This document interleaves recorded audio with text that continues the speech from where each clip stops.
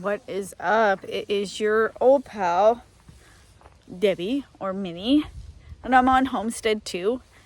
And I wanted to give you a bit of a look at what we got done in the last 2 weeks. My husband's been on vacation, so that was our time to get things done up here. So let me flip the camera around and I'm gonna show you all what we got done. There was a truck overturned in Greenfield, just a little ways away from where we are, and they spilled all these wood chips onto the side of the road. So we spent a whole day going and getting truckloads of those because the company won't pick them up. They'll just leave them in the ditch to rot. And these wood chips are great for everything. They're great for garden paths and animal pens, all kinds of stuff. So we spent an entire day filling up the back of my truck and bringing those here. We had the use of Chris's uncle's mini excavator. So all of this you see here was all forest. And if you can see, this was a former dumping spot for the neighborhood garbage back in the, I don't know, 50s, 60s, 70s. So a lot of this stuff was in here. A lot of monoculture trees. So it looked similar to over there where it's all pine and nothing of much value. So we cleared all of this out in hopes that someday we'll be putting a house right here on this spot. So this rock wall is interesting. This was here, of course. This is probably 100 years old. Chris's ancestor, and I can't remember his name, was the dude for building rock walls here in Queens County. So he likely built this rock wall, and when I found out that it was on this property, I wanted to uncover it. This was all grown up with trees on top, those small little pine saplings, and so I wanted to uncover it, and I want this to be in our front yard if we ever do move here or when we move here. So we uncovered this rock wall, which was a project I didn't expect to get done this year. We just expected really to be clearing this out. So we've gotten the rock wall all uncovered. We also cleared this area here in front of the rock wall, which was again all just small pine trees. And this will be garden beds. If we ever do move here, it'll be our front yard, but if we don't, it's going to be garden beds for me and not lawn. It'll just be garden beds. None of this will be disturbed. It will just be made into garden beds and paths. We're going to do very little disruption to this property. And in case you're wondering, this is 2 acres and there are 24 other acres that are on this property that won't be touched. So over there is our garden. The garden did really well this year, I think. I'm pretty proud of it. Our onions didn't do well and my carrots don't seem to be doing well, but they're still in the ground. The beans actually are still producing. That's Angus on his hammock. And the corn is soon ready to be harvested. So this here was a triangle shaped piece of more forest. So he dug this all out, buried some of the junk wood, things that we couldn't use, and when he buried it, this is the gravel that came out of the hole, and that gravel is going to go into our road, which yesterday we hauled 20 wheelbarrow loads to the road. So this is the path that we always took down to our pond. And see if can walk with me down here. So eventually all this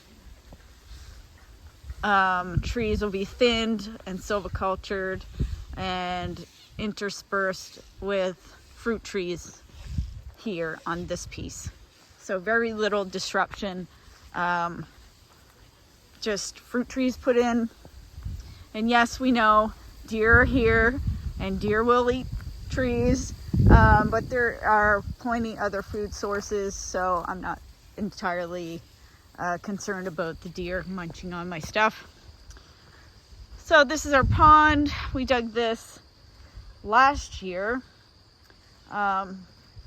with the use of our uncle's mini excavator, and that is probably about 5 feet deep. Of course, that was dug to be a water source for our homestead, and then this year, of course, we didn't end up needing it. So the pond area here, very little disturbance. Again, this was all swamp anyway, so we dug it out. I did plant a few things down here. I planted some sacrificial hostas, and for some reason those chives got mixed in along with some I forget what you call them, little white flowers that come up in the spring. More hostas I planted there. This overflowed.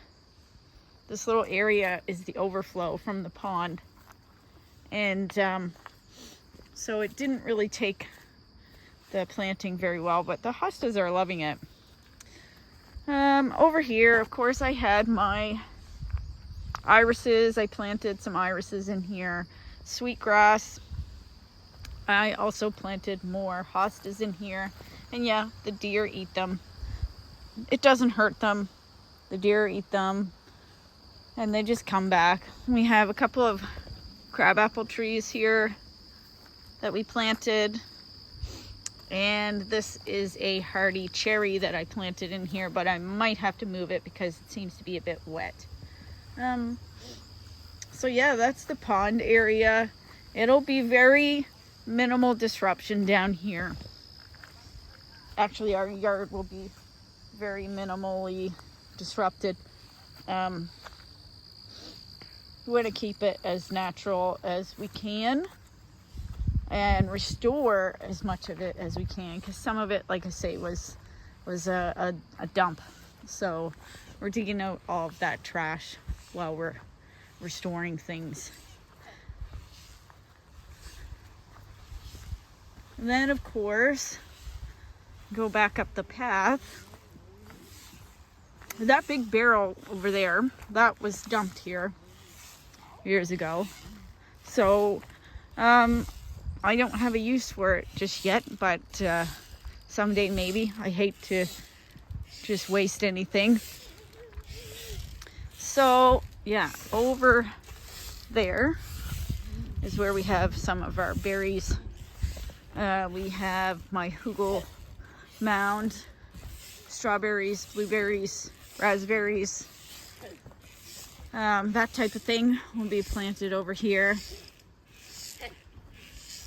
I'd like to build up more of a strawberry garden, and of course more raspberries and blueberries. So what we do, we've been saving all of our manure, old potting soil. That's all going onto my hugel mound for next year. These are blueberry bushes that we put in this year. It looks kind of chaotic over here. This is some squash that my in-laws threw into our pile of manure, which is growing really well. You can see some squash in there. A couple bells to keep the deer out. And the deer, of course, they've munched on this, but they don't seem to be too interested in the actual squash. They like the leaves for some reason. And the other thing that we did with the mini excavator is dig for a new pig pen. So this year we had a lot of problems with water, of course, like everybody did. the rain was really incredibly difficult to deal with our animals. And of course, I don't want our animals to be in poor conditions. So this is going to be the new pig pen. There's a little bit of work that's got to be done here. It's a different style than what we have now. And if you come over here is where we have our animals. The pigs are over there eating. Turkeys are on the other side. We have rain barrels for water. And this is where we had our meat chickens. So that's about it. This is lumber that we've been saving for years now.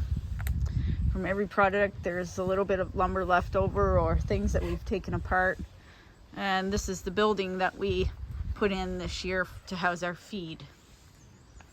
So that's about it. That's our homestead number 2. And all of the things that we've done this year. Yeah, we wheelbarrowed gravel from over there all the way out here